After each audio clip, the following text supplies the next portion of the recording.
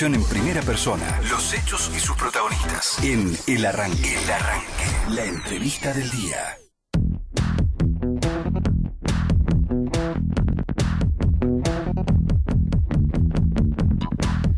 La entrevista del día de hoy es con un legislador de la ciudad de Buenos Aires, Sergio Abrevaya, que hace muchos años que nos visita y recién nos acordábamos con Quique que la última vez fue previo a las PASO, allí por mayo.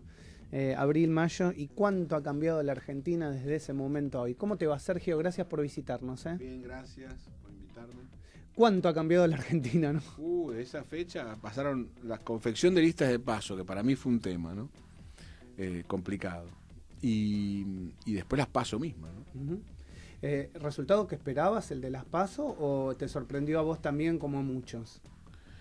No, me sorprendió. Yo creo que hay que aprender a leer el estado en el que está la población, y por más que, por lo menos en mi caso, por más que lo sabíamos, no unimos una cosa con la otra. Hace rato que sabemos todos que más del 40% de la población está harta de que la política no le resuelva la vida.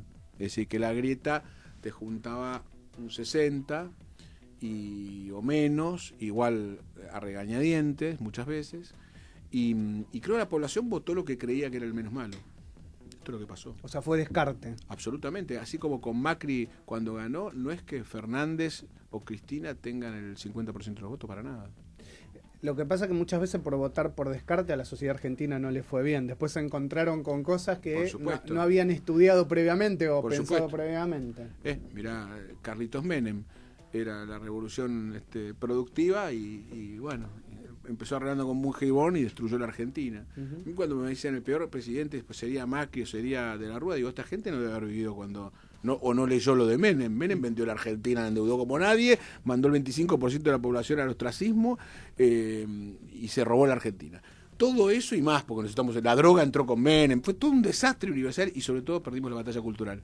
Y era la promesa productiva, así que sí, nos embocamos todo el tiempo en esas cosas. Ahora, Sergio, ¿por qué crees que justamente los argentinos tenemos que votar por el menos malo? Digo, que ya no quedan políticos de clase y de raza en la Argentina, porque es una pregunta que siempre nos hacemos, ¿no? En el programa, y digo, siempre como que queda esa sensación, ¿no? Terminar votando el menos malo, el que menos daño te va a hacer.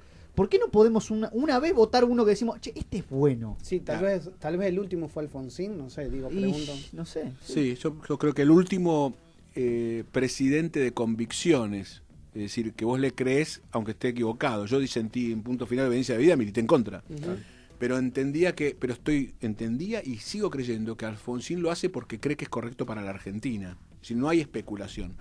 De Menem para acá todo ha sido especulación, o económica o de poder, pero sin otra lectura posible. Y es más, culturalmente, cuando te decía, en esa era se instala culturalmente un cambio, se instala el cambio del individualismo, por lo cual la política también se paró en qué me conviene, qué no me conviene.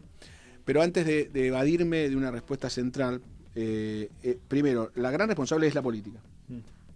Por supuesto que uno puede decir, bueno, representa una sociedad, sí, es cierto, pero el que tiene posibilidad de liderar tiene la obligación de pensar mucho más lo que está haciendo. Tiene la obligación de decir no cuando puede decir no.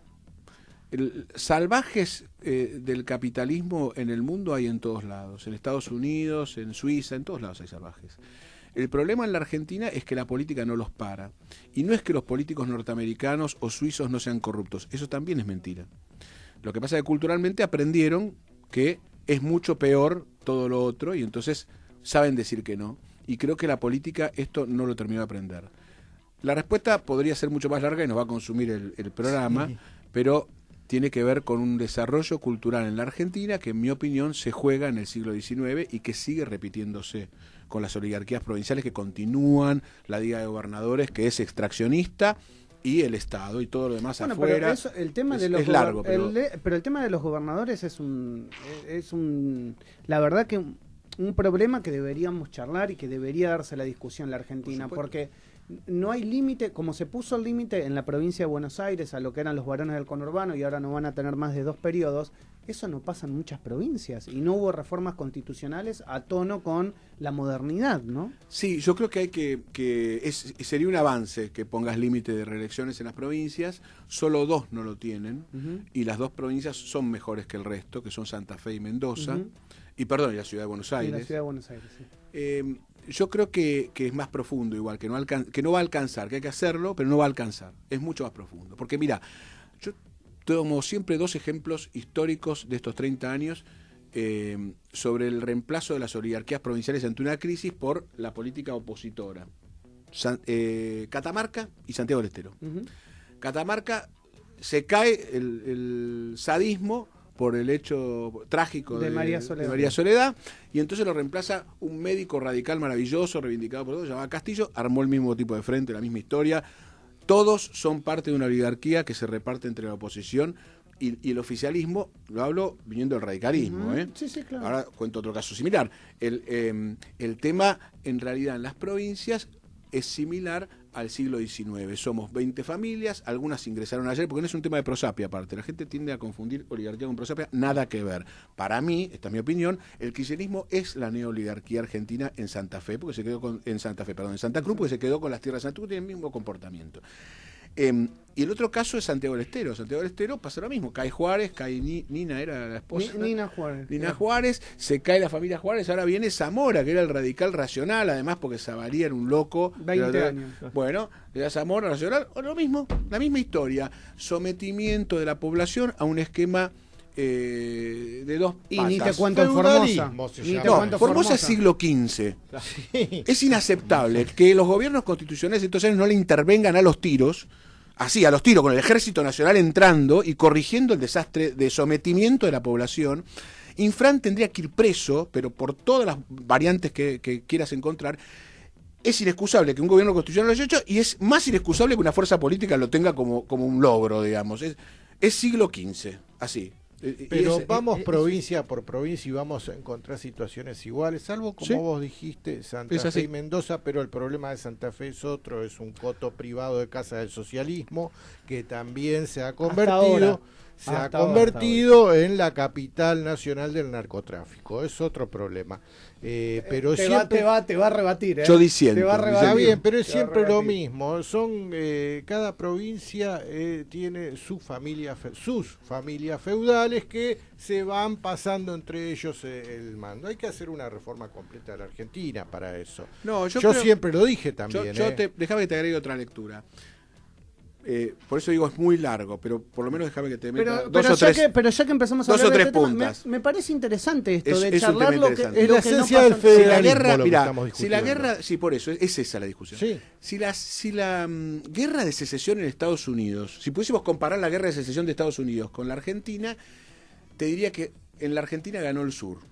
Exacta. Mira, acabas de poner un ejemplo histórico genial, y déjame interrumpir. No, dale, habla vos. Déjame que te complete. Entonces, ganó el sur, ganaron las 13 provincias. Si querés, en ese barco de 13 provincias había 12, cuando se libran las distintas batallas, donde el único castigado con algunas razones es la postura de la provincia de Buenos Aires, cuando se constituye en 1853 la Argentina, que quedan 2 países en rigor, queda la provincia de Buenos Aires hasta el 60. Pero después las provincias se toman la venganza. Sí. Y dicen, no, esta Argentina no es un modelo liberal, donde el pensamiento, estas cuestiones críticas, más allá de que, insisto, Mitre no es santo de mi devoción en absoluto, pero este es el debate. Y entonces dice, vamos a terminar con este problema. ¿Cómo se termina con este problema? Se termina rompiendo en pedazos la provincia de Buenos Aires. ¿Y lo que hicieron? El hecho histórico que destroza la Argentina es 1880, que además ocurre con un sitio al presidente de la Nación, que era el tío del que lo citea, que es Roca. Muchos critican a Roca por la conquista del desierto. Para mí eso es un tema debatible, pero en absoluto es lo criticable de Roca. Esto que estoy contando es el tema. Lo pone contra la pared y le dice, disolvé la legislatura de la provincia de Buenos Aires. Un disparate jurídico. ¿Por qué? Porque es la que tiene que aprobar, según el arreglo constitucional de 1860, que la capitalización de Buenos Aires es posible. y entonces la cambian la legislatura, Manu Militari. Increíble. Bueno, increíble. Ahora, yo creo que culturalmente es lo que sucedió, creo que en ese club estaba Córdoba y estaba Santa Fe, que en realidad Santa Fe venía siempre jugando, Córdoba no, más complicada, venía siempre jugando en una mirada de Argentina diferente. Quizás Entre Ríos sí venía, creo que Entre Ríos quedó en el camino. Santa Fe, por otras razones, ya del siglo XX, a partir de la industrialización, y Córdoba se convierte en provincias agroindustriales. Entonces, ¿qué ganaron? ¿Por qué te hago esta diferencia con el resto de las provincias? No dependen en absoluto del Estado Nacional, porque las provincias atrasadas de la Argentina, las extraccionistas, convirtieron su propia provincia en una lógica de Estado, empleados del Estado o empleados del extraccionismo, y vivimos del Estado Nacional, que es nuestro, porque el Senado es nuestro y ponemos los presidentes. Mira, vos recién decías. Y Córdoba y Santa Fe, cierro con esto, y la ciudad de Buenos Aires, que ahí se les escapó, sobreviven a eso. O sea, Córdoba ya está en la misma situación que la ciudad de Buenos Aires hace años. Si no me das lo que quiero, te hago juicio y me banco con la mía, porque yo solo me banco. Y Santa Fe está ahí, de esa situación, así que yo creo que ahí no tenés oligarquías, que tenés política que tiene que mejorar. Mendoza lo mismo, fuera de los resultados electorales, creo que te diría que esas son las 4 con la ciudad de Buenos Aires. Y cierro este capítulo de la provincia de Buenos Aires. Las más afectadas en toda esta historia ha sido la ciudad y la provincia de la ciudad, porque pierde su territorio. Habría sido más rica. Los que te dicen la ciudad de Buenos Aires fue rica porque los bancos estuvieron ahí, mentira, habría sido mucho más rica porque habría tenido la provincia de Buenos Aires. Descabezaron la provincia de Buenos Aires. Por lo cual la provincia de Buenos Aires nunca se mandó a sí misma, es un dependiente, es un anexo de la nación. La nación se hizo cargo de la provincia desde la política, no desde lo formal. Entonces el conurbano existió porque no hubo planificación. Lo que no permito que vaya a Catamarca, que vaya ahí. Me parece tan interesante. Es tremendo el tema de la Argentina. Sergio, en 100 me parece años. tan interesante que no lo quiero cortar y te lo voy a profundizar hacia futuro. Hoy tenemos... perdón, Quique, pero tratemos de profundizar sobre el tema del federalismo, porque es algo que también se le ha preguntado a Alberto Fernández, que tal vez y eventualmente puede llegar a ser el próximo presidente de los argentinos. Va a reivindicar la Liga de Gobernadores, es eso. Ahí está. Por supuesto. Sí. Es el poder, en el peronismo hace años que el debate es... Entonces no vamos a tener una verdadera reforma federal. No, pero ni remotamente. No vamos a tener una reforma argentina. Porque ¿qué le sirve a San Juan? Seguir siendo como es. Y me gano todos los enemigos con esto, pero no tengo ningún problema. Es así. Entonces, ¿qué va a bancar? Va a bancar un Alberto que mantenga un esquema que en todo caso los mejore. Macri los mejoró con el acuerdo federal de impuestos.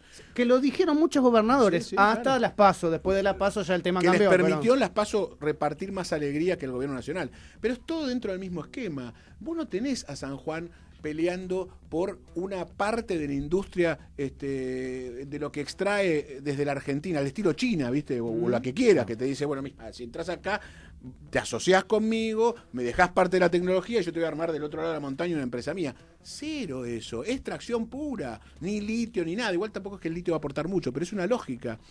En todas las provincias es igual, en Santa Cruz es igual, o sos empleado del Estado o sos empleado del petróleo. Pista o la pesca, digamos, porque son todo extracción, digamos.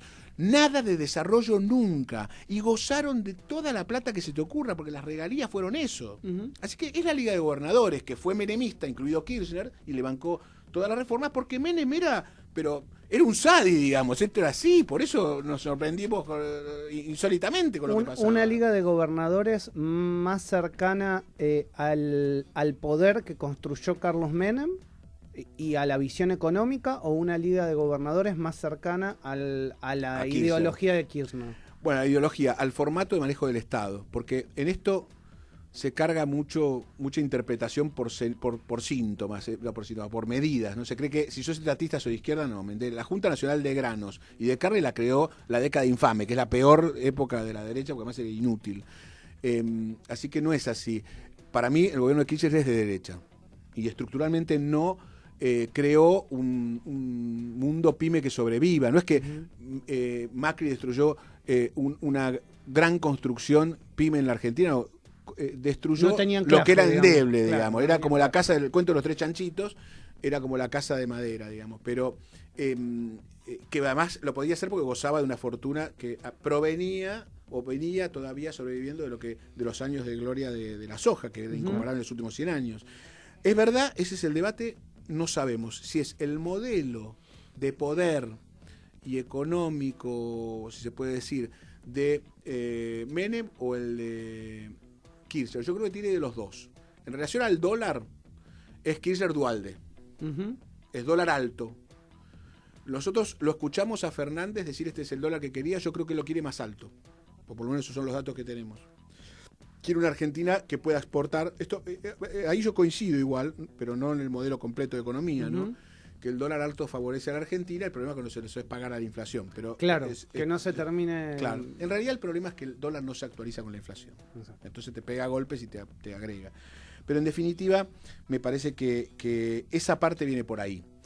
¿Qué tiene de menemismo? Me parece que él no es estatista como lo era Kirchner o como era Cristina, que tenía eso más que ver con el control de las herramientas económicas. ¿Lo ves más privatizador? Lo veo más cercano a los grupos económicos de toda la vida, claro, ¿no? Claro. Y creo además que las provincias... Tengo la misma sensación sí. que se va a dar de bruces seguramente, a lo mejor con el modelo del cristinismo. No, ¿cuál es el modelo del cristinismo? ¿Es un modelo nacionalizar las AFJP? Eso no es un modelo. Eso es mentira. Yo te insisto en esto. La Junta Nacional te podría decir más, qué sé yo. La dictadura privatizó, estatizó Austral. Exacto, sí, es verdad. O la Ítalo. Es un disparate verlo por esas medidas. La realidad es qué es lo que vos promovés como mecanismo permanente y estructural de distribución de riqueza o como Argentina productiva, que empieza por ahí, ¿no? La concentración económica en la época de Kirchner y de Cristina es alta. Es alta. Si uno pudiese reivindicar cosas de ella, para mí no está en la compra o no de las empresas, que puede estar bien o no, sino, te diría, mutar la deuda externa de dólares a pesos. Esto, la mayor parte que pudo, porque en realidad ella deja con 240.000 millones en deuda a la Argentina, porque financiaba el déficit con deuda, no hay que olvidarse de esto, pero quedó en 60.000 en divisas. Yo creo que más los buitres que había que resolverlo, para mí. Pero te quiero decir que no es un gobierno de izquierda, tiene más racionalidad en algunas cosas que el de Menem, no es privatista como una manera, pero Menem fue privatista en su tiempo. Esto, te aclaro una cosa. Cuando Alfonsín quiere privatizar, que yo milité en contra de esa privatización, y después, por supuesto, después de Menem decía volvete, Raño, perdonanos, que era la privatización de Entel y de aerolíneas con la SAS, que era el 40%. Viene una privatización europea normal, no inglesa, europea en general, ¿no? Que el Estado está presente igual, y bla, bla. Eduardo Menem hace el discurso que mi agrupación política aplaudía, nacional, diciendo... ¿Cuál era la Argentina con el Estado presente? ¿Cómo era la Argentina? Bueno, lo que pasa es que el peronismo es el partido. El PRO es el partido de la Liga de Gobernadores, es el partido del peronismo, el PJ. Bien. El peronista es el que distribuye riqueza, es mi compañero cuando quiera. Pero este PJ es el gran heredero del Partido Autonomista Nacional del siglo XIX o la Liga de Gobernadores. Entonces, lo que se pregunta es, ¿cómo hacemos para seguir viviendo así? ¿Hay que vender todo? ¿Vende? Sin ningún problema. ¿Hay que comprar todo? ¿Compra? Es un tema empresarial, digamos. Te llevamos por otro lado, pero no quiero desaprovechar los pocos minutos que nos queda para que nos cuentes cuáles son tus proyectos y qué pensás en la legislatura. Y ahora tengo uno que tiene que ver con esto, con una línea histórica, te la hago rápido. Cuando Olivera asume como diputado al año, esto es 2006, presentamos un amparo para declarar la inconstitucionalidad de la ley Cafiero pidiendo el traspaso de la capital. Y el argumento era que Olivera no podía legislar y presidir la Comisión Constitucional para concentrarnos en un interés, porque si no, no teníamos legitimación, porque tenía este impedimento. Igual la justicia dijo no tiene legitimación, perdimos. Así que al asumir, yo, 2018, presenté un amparo por el puerto. Volví a perder, por supuesto, por la legitimación, porque la justicia te dice tiene que venir el jefe de gobierno. Si lográs el traspaso del puerto, quedás en la historia. Sí, totalmente. Quedás en la historia. Bueno, presenté el proyecto que le ordena al jefe de gobierno, a través del procurador, a reclamar judicialmente el puerto. Porque, la verdad, porque no quiero esconder las cosas, yo sé que estuvieron en ese debate. Yo seguí mi línea. Pero Dietrich primó, porque quería hacer, como siempre, viste, los negocios, quería hacer las concesiones él, y entonces no se la daban a la ciudad, y como Larreta es un orgánico en ese sentido, nada, quedó ahí. Ahora, y si siguen no, con eso.